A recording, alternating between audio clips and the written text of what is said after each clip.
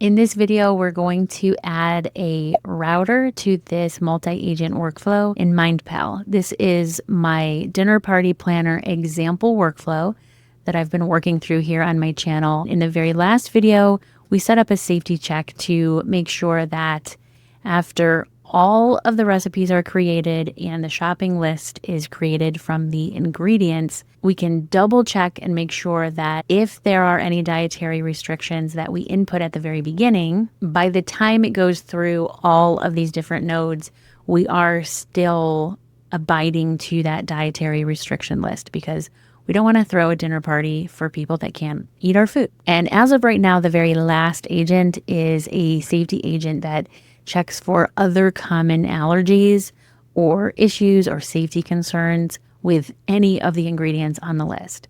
So what happens if we go through the entire workflow, the menus are created, and something went wrong in that workflow, and now the safety check, which is our gate node, has flagged that there is in fact an ingredient in our list that shouldn't be there. What that looks like on the back end is the safety check will say stop, and it will give you a reason. If it passes, it'll tell you to continue. But if we get a stop decision, we want the actual workflow to stop. We don't want it to continue if there is an unsafe ingredient. So that's where the router node comes in. And by the way, if you want the details of how I set up every single one of these steps, go back through my previous videos in this series, because I started at the beginning.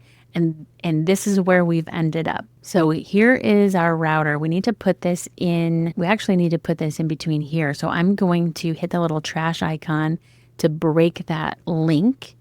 And we'll put our router here. Call this router the safety gate router.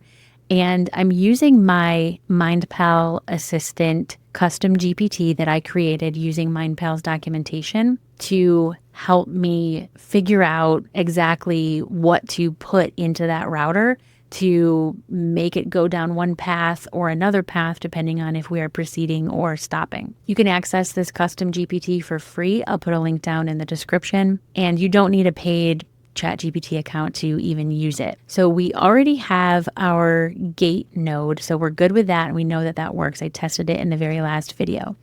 Now we need the router node after the gate, and this is where we're going to split paths, and the prompt is here. The previous step returned either continue or stop. Based on that, route the workflow. One path is going to be safe to proceed, and the other will be unsafe. So let's choose add paths, and it wants us to select the node for this path. So I have the node here. We want it to continue to the common risks agent, but it's not connected. So let's just go ahead and connect it. Now, if we look at the router, we have this common risks agent here to select, but we need to give it the conditions for selecting that path. So let's just say condition if input is continue. So this is the path that we want it to take if everything is good with a safety check. So let's hit add path, because now we need to tell it what to do if things are not good with the safety check. Now we can't use the same node here. We're trying to split the paths, and that wouldn't make sense. So that's the only node that I have even available. Why don't we create a new agent? Because all I really want to do is, if there are risks, then we just need the output to say, hey, hold up, there are risks here, there's a problem, and then stop moving forward with the workflow. So let's just call this stop workflow, and this will be an agent. We don't need our safety agent here. Now I'm editing this to select my personal assistant agent as the agent who's going to run this node. We don't even need all of this stuff. What the MindPal assistant says is we want it to say, hey, we've got a problem here. So let's use this. We'll say, tell the user, warning, your ingredient list, and blah, blah, blah. So now that we have this agent who, like, all it's going to do is say, whoa, hold up, we need to stop, we're not continuing. Let's connect this, go back to our router.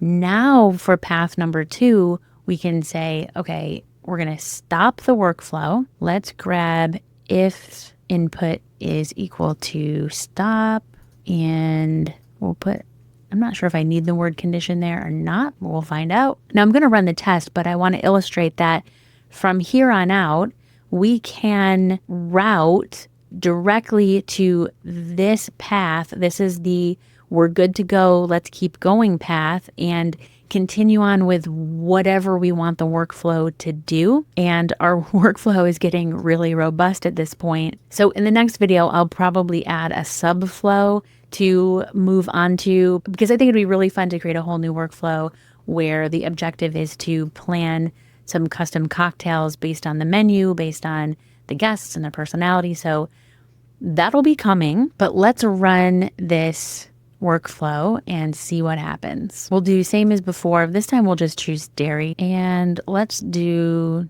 tropical gateway. And we got down to that safety check. It's letting us know that the coconut milk is not going to fly. It may violate the dairy restriction. So back in the workflow editor, I'm going to hit share in the top right and then export to JSON. I'm going to export this whole thing, including the agents. This is going to save to a JSON file, and I'm going to upload this JSON file directly to my MindPal Assistant Custom GPT. I'm going to let it know that I have the safety agent who checks ingredients. I'm basically just describing, like, look, I need this thing to be smart enough to know the difference between milk and coconut milk. And I need to do that so it doesn't stop the workflow.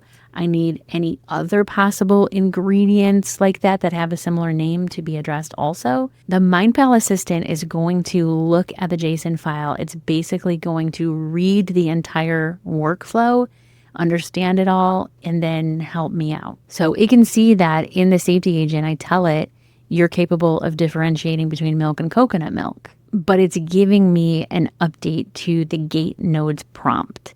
So let's copy this update and come over to the gate node. The new prompt says, carefully review the full ingredient list, check for any ingredients. So we are checking for the ingredients in the what are we planning dietary restrictions list. So I'm going to make sure that I connect that to the exact right input. Be precise. Do not flag ingredients just because they contain similar words. For example, do not flag coconut milk as dairy or almond flour as gluten. Oh, this is so smart. Be strict about true matches only, not false positives based on partial words. If any true violations are found, return stop, otherwise return continue. All right, let's see if the assistant has any other info for me. You must avoid false positives. Ooh, I like that. Okay, let's take this and open our safety agent. And in the background, let's just pop this down here. Update that and new run. As you can see, there is a reason why I switched to my main account, which has unlimited AI credits, because this workflow is doing a lot of heavy lifting the more nodes that I add to it. So let's do the tropical luau fiesta, I guess. And here we are at our safety gate check. We got to continue for this one, so that's good. And then we went through the safety gate router, and it correctly put us onto path 1 and sent us to that final node, which is to analyze all of the ingredients and let us know what's safe and what might need a little more info or some caution for our guests. The dinner party planner workflow is starting to be really cool. I mentioned that in a future video, I'm going to work on a subflow and maybe some of these other nodes. But one thing I want to bring up is you can see that MindPal gives you the estimated number of AI credits that your workflow might cost you per run. Now, because I have my APIs connected, which I'll do a video on, I have unlimited AI credits. And you can see that the actual run of this test was only 2 actual MindPal credits. And that's because I have those APIs connected. But as you're learning how to set up your workflows and these workflows get really robust, you might be able to find ways to reduce the number of credits and make your workflows more efficient. So in my next video, I'm going to show you how to do that with the MindPal Assistant Custom GPT. I'll link to that video and the MindPal Assistant GPT down in the description below this video.